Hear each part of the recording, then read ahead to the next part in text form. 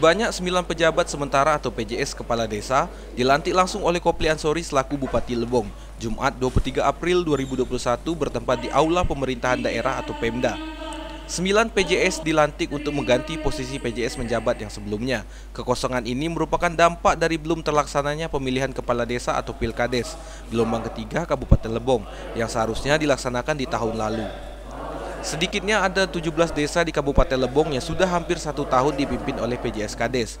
Dari 17 tersebut, Kopli Ansori selaku Bupati Lebong melakukan penyegaran terhadap 9 PJS, sementara 8 lainnya masih tetap menggunakan posisi semula.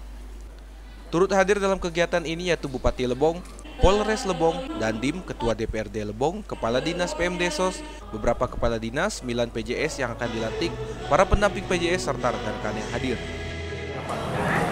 Kalau untuk ini nanti semua PJS ini kita coba evaluasi selalu.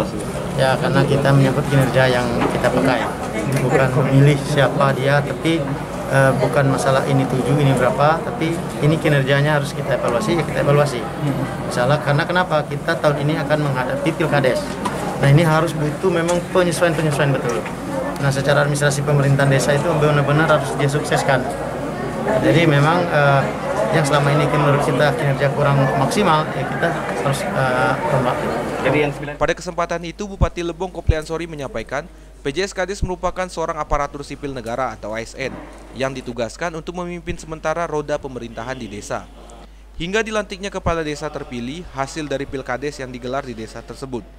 Layaknya seorang ASN harus siap ditugaskan di mana saja sesuai dengan kebutuhan.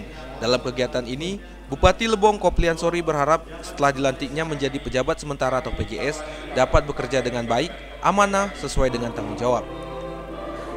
Dari lokasi, Widya Susanti, Lebong TV melaporkan.